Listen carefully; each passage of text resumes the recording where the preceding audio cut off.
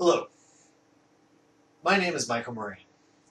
As long as I can remember, I've been what you might call a video game enthusiast.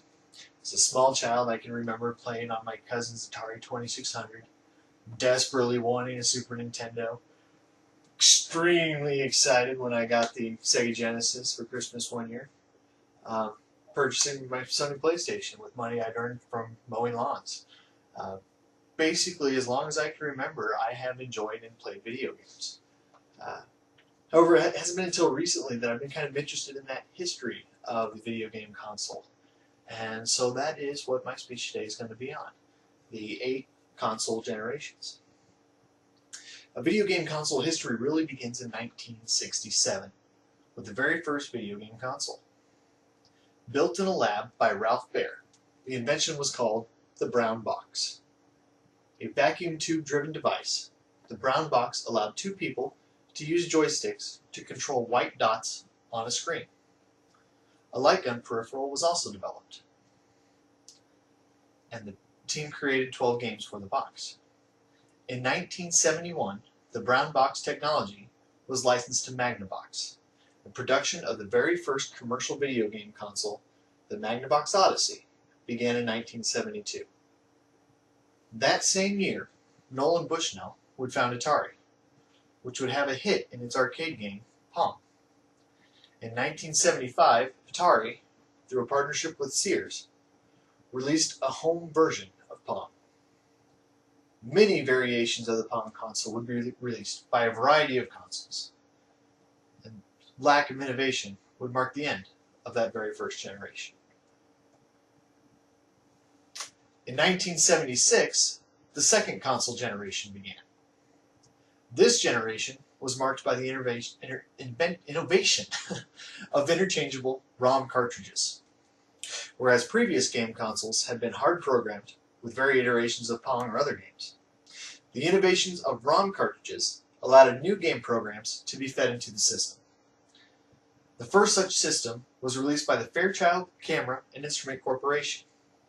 Called the Fairchild Channel F, the system was very short-lived, crowded out by the much more successful Atari's 2600, which was released in 1977.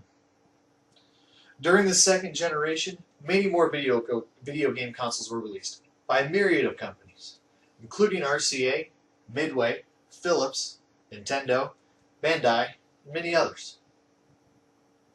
The most successful of these releases was the Mattel Intellivision, which was released in 1980 and featured the first 16-bit processor used in a video game console. In 1983, according to D.S. Cohen of About.com, the home video game market crashed due to a lack of confidence by the consumer, caused by an influx of poor quality titles and little innovation.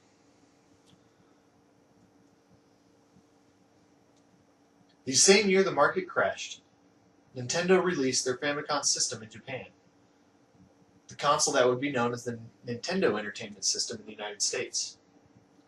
This marked the beginning of the third console generation. The 8-bit system was the most advanced system at that time, and marked a shift in the center of home video games from the United States to Japan. The third generation brought the innovation of scrolling graphics to the home console, a mighty leap forward from the single-screen graphics of previous generations. This allowed for such classic franchises as Super Mario Bros., Mega Man, The Legend of Zelda, and Metroid. The third generation also began one of the first real console wars with the release of the Sega Master System in 1985. Wary of the crash of 1983, Nintendo was careful to avoid oversaturation with subpar titles. According to Wikipedia, they limited third-party developers to 3 releases per year, and they required that all titles be exclusive to the NES for 2 years. This hurt their competition and led to Nintendo's dominance in North America. Still, the Sega Master System did well in Europe and Brazil. However, the NES far outsold its competitors, moving nearly 62 million consoles worldwide according to Wikipedia, compared to the Master System's 14.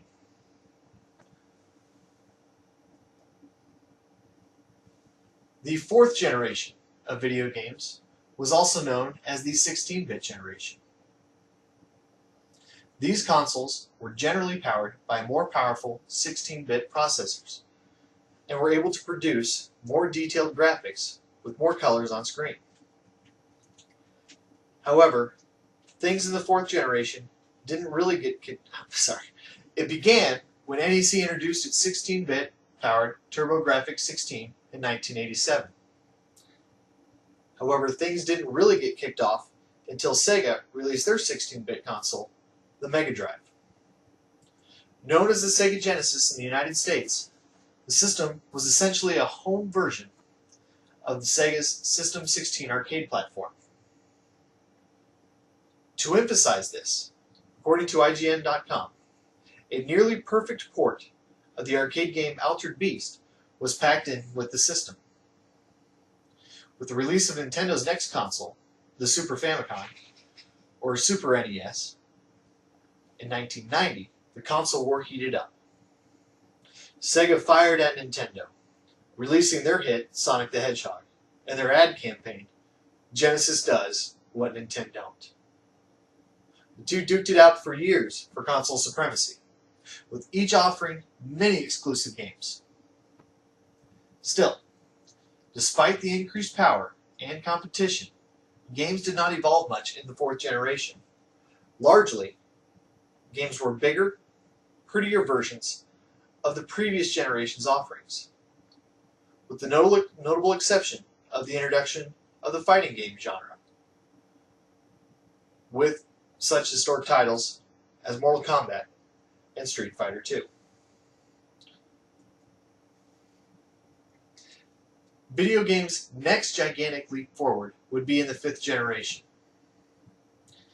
The first releases in the fifth generation came from 3DO and the Atari Jaguar, although neither found much success. Sega also entered the fifth generation with the Sega Saturn, although a series of bad business decisions and design difficulty made it a weak entry in the generation. The main two competitors of the fifth generation were the Sony PlayStation and the Nintendo 64. Released in 1995, the PlayStation was born of an aborted joint venture between Sony and Nintendo, and offered many advantages. It was built from the beginning with 3D graphics in mind. Sony also actively courted third-party support, offering programming help and a cheap CD medium. With the increased capacity of CD storage offered over cartridges, the PlayStation also helped usher in story-centric games, with such titles as Final Fantasy VII, Metal Gear Solid, and Resident Evil. Nintendo did not slouch during this generation either. Although they still used a cartridge for game storage, they were the first to offer an analog joystick and force feedback. The sixth generation of video game consoles was a lot like the fourth. It didn't do very much that was truly innovative, but instead took what the previous generation did well and made it larger and prettier. The sixth generation was kicked off with the Sega Dreamcast, released in 1998. Although it was discontinued as others entered into the generation, the Dreamcast is notable for being the first console that allowed online play through an optional modem. The sixth generation also saw the move from CDs to DVDs for game storage. Consoles also began to offer more than just video games for entertainment, allowing people to use the DVD technology in them to watch movies. And Microsoft entered into the console market for the first time with its Xbox. Nintendo also entered into the sixth generation with its first non-cartridge-based console, the GameCube. However, by far the most notable entry into the sixth generation was the PlayStation 2, which through its lifetime sold more than 150 million units, making it the the most successful console to date.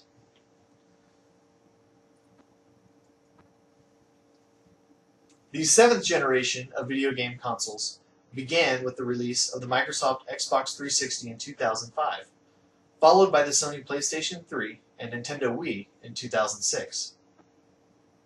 The generation marked the mainstream entry of online console gaming, with all three consoles offering broadband internet connectivity. Microsoft Xbox Live also made online gaming with friends easy, and it quickly became a leader in that area. Additionally, the generation marked the beginnings of high-definition gaming, with both the Xbox 360 and PS3 able to output video in high definition. Wireless peripherals took the stage, cutting the cord that had so long tethered the gamer to the console. Also introduced successfully for the first time during the 7th generation was motion gaming, most notably used in the Nintendo Wii, but also showcased in the Kinect peripheral for the 360 and the Move peripheral for the PS3. This generation also further integrated media capabilities into the consoles, with online movie services such as Netflix available on all three platforms. Today, we are still in the early days of the 8th generation. It is still too early to tell what innovations this generation might bring. Nintendo so far is again innovating with their controller, featuring a gamepad with an LCD touchscreen in its center for their Wii U system. Microsoft is deeply invested in integrating their Xbox One console even further as an all-around media entertainment device. They're betting heavily on their next generation Kinect peripheral. Sony seems to believe that their PS4 will succeed with its higher powered specs, but is also interested in further media integration. Further adding to this generation are lower powered and cheaper consoles such as the Ouya and Fire TV, designed to capture some of the more casual gamers who want to move things from their phone to their big screen. As you can see, video games have a much longer history than perhaps we think of initially. And they don't seem to be going anywhere. It wasn't too long ago that people feared that this would be the end of the video game console. However, both the Xbox One and PlayStation 4 have come out and sold more units faster than their previous generation. The Wii U is also selling incredibly well compared to previous generations. We can only expect that as time goes on, video game consoles and their makers will continue to innovate, and that we can look forward to new and better things in the future. Thank you.